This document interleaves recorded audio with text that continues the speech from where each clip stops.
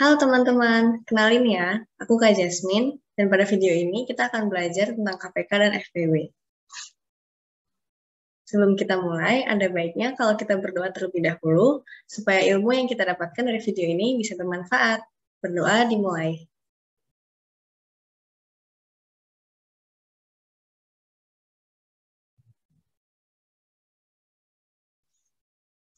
Berdoa selesai. Oke, mungkin kita bisa langsung lanjut ya. Hari ini kita mau belajar apa sih? Tadi di covernya kita udah lihat ada kata-kata KPK dan FPB. Sebenarnya KPK dan FPB itu apa sih? Yuk kita langsung mulai. Tapi mungkin sebelum kita masuk ke KPK dan FPB-nya, ada beberapa istilah yang perlu teman-teman ketahui dulu nih. Nah, yang pertama ada yang namanya kelipatan suatu bilangan. Di sini aku punya contoh. Ada perkalian 3 kali 1, 3 kali 2, dan 3 kali 5. Jadi teman-teman ada yang bisa jawab nggak nih? Pastinya bisa dong ya. Langsung aja yuk kita cari jawabannya. Jadi untuk 3 kali 1 itu hasilnya 3, untuk 3 kali 2 hasilnya 6, dan 3 kali 5 hasilnya 15. Nah, untuk angka 3, 6, dan 15 ini, karena mereka sama-sama hasil dari perkalian yang sama-sama ada 3-nya, yaitu 3 kali 1, 3 kali 2, dan 3 kali 5, berarti bisa disebut bahwa 3, 6, dan 15 merupakan kelipatan dari 3. Sama seperti 12, 18, 21, 27, 30, dan seterusnya. Jadi bisa disimpulkan ya teman-teman bahwa kelipatan suatu bilangan adalah bilangan-bilangan yang merupakan hasil kali bilangan tersebut dengan bilangan bulat lainnya. Nah, kita masuk ke istilah yang kedua, yaitu kelipatan persekutuan dua bilangan. Di sini kita punya dua angka nih, ada 2 dan 4, dan masing-masing ada kelipatan di sini, kelipatan 2 dan kelipatan 4. Nah, teman-teman bisa tahu nggak sih, di antara mereka ada beberapa angka yang sama ternyata, yaitu ada angka 4, 8, 12, dan 16. Nah, dapat disimpulkan bahwa keempat angka ini, yaitu 4, 8, 12, dan 16, merupakan kelipatan persekutuan dari 2 dan 4. Untuk istilah yang ketiga, ada faktor suatu bilangan. Di sini aku punya angka 8 nih contohnya.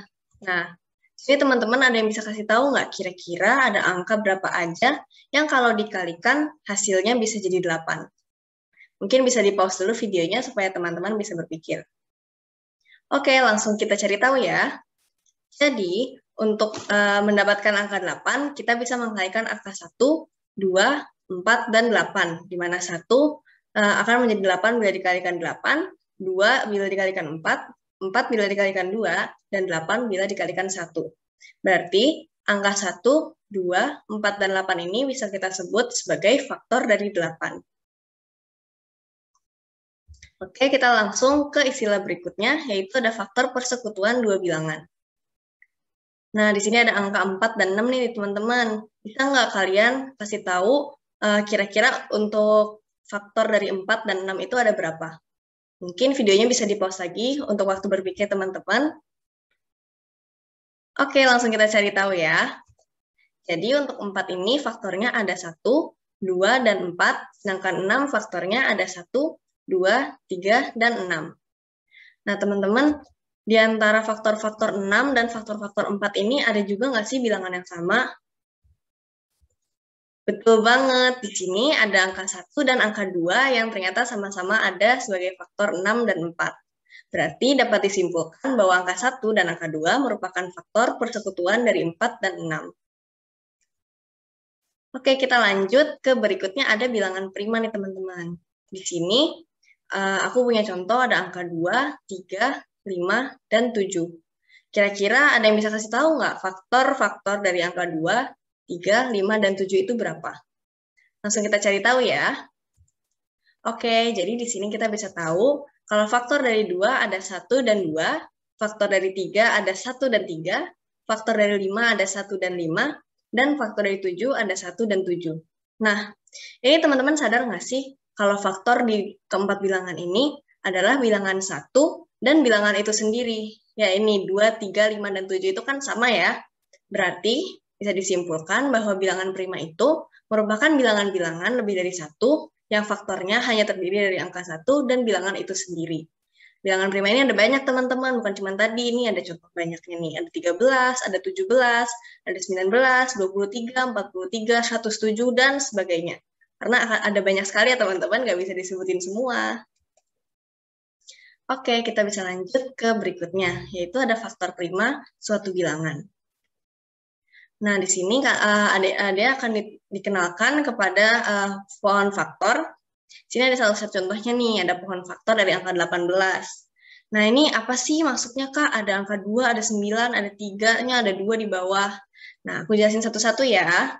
Jadi, untuk angka 2 dan 3, atau bilangan-bilangan di sebelah kiri pohon, dia itu harus diisi dengan bilangan prima terkecil yang bisa membagi bilangan teratas. Jadi, misalnya untuk 18 di sini, bilangan prima terkecilnya bisa dibagi 2, yaitu dibagi 2, di mana 2 itu supaya mencapai 18 harus dikalikan 9.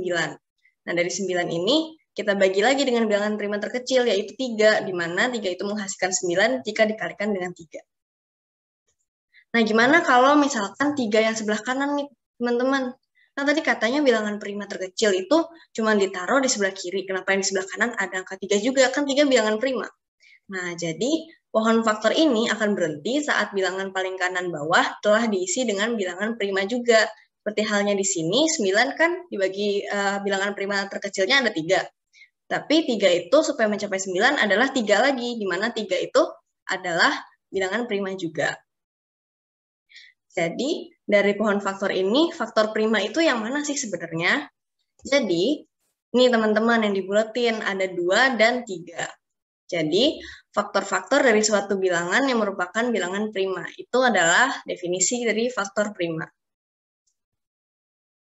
Jadi, di sini kita bisa tahu kalau faktor prima dari 18 adalah 2 dan 3. Oke, kita selanjutnya ada ke faktorisasi prima nih, teman-teman. Nah, di sini aku punya pohon faktor lagi, pohon faktor dari 16. Di sini ada tulisannya nih, 16, 2, 8, 2, 4, 2, 2. Nah, di sini kita tahu nih faktor primanya adalah 2 ya, teman-teman, karena di sini angka primanya cuma ada 2. Tapi, angka 2-nya ini kan ada banyak ya. Ada berapa sih? Coba kita hitung ya. Ada 1, 2, 3, dan 4.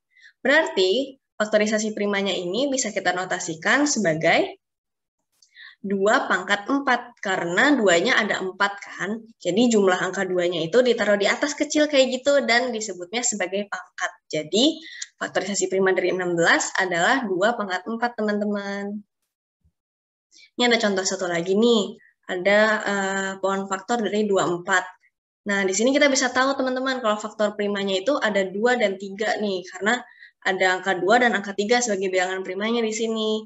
Terus kita hitung ya, di sini bilangan 2-nya ada 1, 2, 3. Dan untuk angka 3-nya ada 1 aja.